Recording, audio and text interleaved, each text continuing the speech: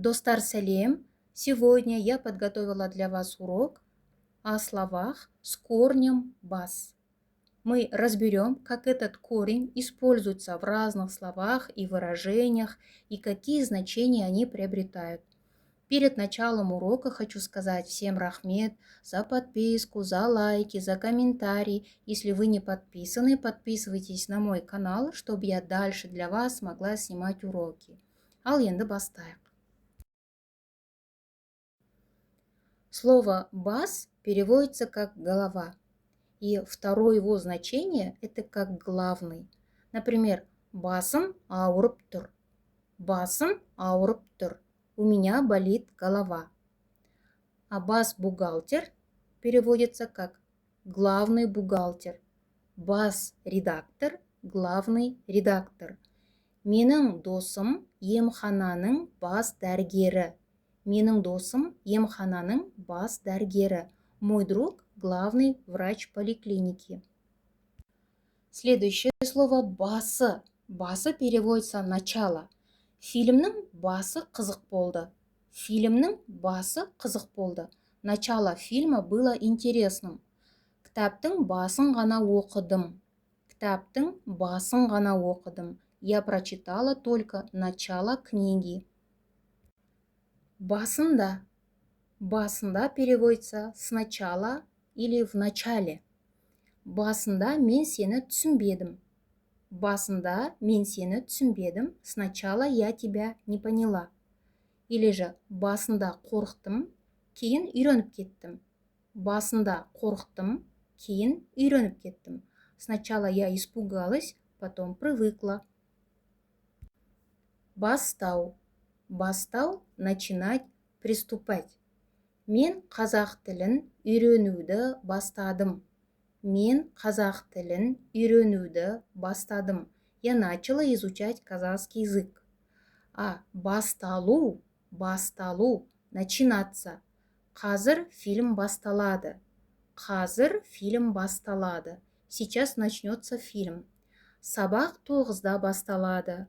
Сабақ 9-да басталады. Урок начнется в 9 часов или начинается в 9 часов. Бастап. Бастап, начиная с. Бүгіннен бастап тәтті жемеймін. Бүгіннен бастап тәтті жемеймін. Сегодняшнего дня я не ем сладкое. Ертеңнен бастап спортпен айналысамын. Ертеңнен бастап спортпен айналысамын. С завтрашнего дня я буду заниматься спортом. Ол шілдеден бастап демалысқа шығады. Ол шілдеден бастап демалысқа шығады. С июля она выходит в отпуск. Басынан бастап. Басынан бастап, с самого начала, сначала. Мен сізге басынан бастап түсіндірейін. Мен сізге басынан бастап түсіндірейін. Давайте я объясню вам все с самого начала. Мәтінді басынан бастап оқиық. Мәтінді басынан бастап оқиық. Давайте прочитаем текст с самого начала. Сөз бастау. Сөз бастау. Начать разговор, начать говорить и заговорить. Осы жағдай туралы сөз бастау оңай болған жоқ. Осы жағдай туралы сөз бастау оңай болған жоқ. Было нелегко начать разговор об этой ситуации. Ол бұл туралы сөз бастамады.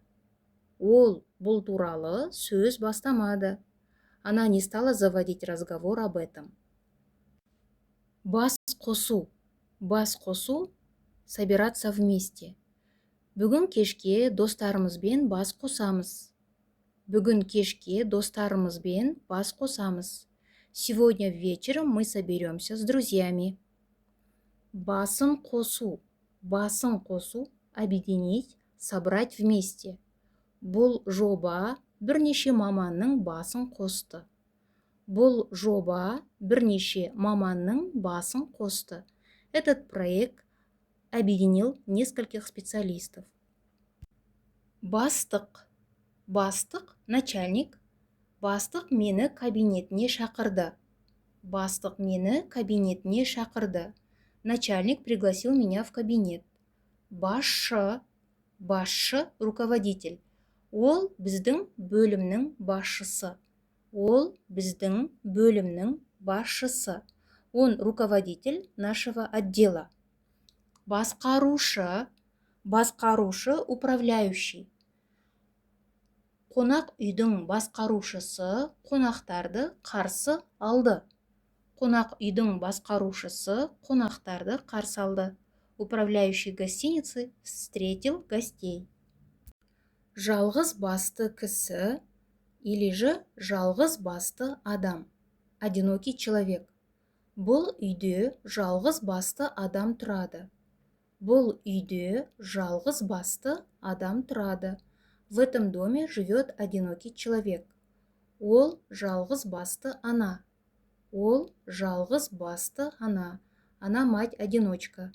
Ол жалғыз басты әке. Ол жалғыз басты әке. Он отец-одиночка. Баспана. Баспана, жилище, жилье. Мемлекет баспанамен қамтамасыз етеді. Мемлекет баспанамен қамтамасыз етеді. Государство обеспечивает жильем. Басымды қатырма. Басымды қатырма, не морочь мне голову. Басыңды қатырма. Басыңды қатырма, не морочь себе голову. В уважительной форме басыңызды қатырмаңыз. Басыңызды қатырмаңыз, не морочьте себе голову. Басың қатырма. Басың қатырма, не морочь ему или ей голову. Теперь во множественном числе. Басымызды қатырмайық. Басымызды қатырмайық. Давайте не будем морочить себе голову. Бастарыңды қатырмаңдар. Бастарыңды қатырмаңдар. Не морочьте себе голову. В уважительной форме бастарыңызды қатырмаңыздар. Бастарыңызды қатырмаңыздар. Не морочьте себе голову. Бастарын қатырма. Бастарын қатырма. Не морочь им голову. Басым қатып кетті. Басым қатып кетті. Моя голова идет кругом. Басың қатып кетті ме? Басың қатып кетті ме? Твоя голова идет кругом. Басыңыз қатып кетті ме? Басыңыз қатып кетті ме? Ваша голова идет кругом. Оның басы қатып кетті. Оның басы қатып кетті. Его голова идет кругом. Теперь во множественном числе. Басымыз қатып кетті. Басымыз қатып кетті. Наша голова идет кругом. Бастарың қатып кетті ме? Бастарың қатып кетті ме? Ваши головы идут кругом. Бастарыңыз қатып кетті ме? Бастарыңыз қатып кетті ме? В уважительной форме ваши головы идут кругом. Олардың басы қатып кетті. Олардың басы қатып кетті. Их головы идут кругом. Может, в русском языке часто не используется, но в казахском языке это выражение может использоваться. Басына келу. Басына келу. Самому испытать, самому пережить, испытать на себе. Бұл жағдай менің басыма келді. Бұл жағдай менің басыма келді. Эта ситуация случилась со мной. Басыңа келмей, ештеңені түсінбейсің. Басыңа келмей, ештеңені түсінбейсің. Пока сам или сама не испытаешь, не поймешь. Есть еще такое пословица «Күлме досқа, келер басқа». Не смейся над другом, это может случиться с тобой. Следующее слово это басу. Глагол басу имеет несколько значений. Первое значение это нажимать. Батырманы басу. Батырманы басу. Нажать кнопку. Қоңырауды басыңыз. Қоңырауды басыңыз. Нажмите на звонок. Второе значение – наступать. Басу – наступать. Аяғын басу – наступить на ногу. Гүлді баспаңыз. Гүлді баспаңыз. Не наступайте на цветы.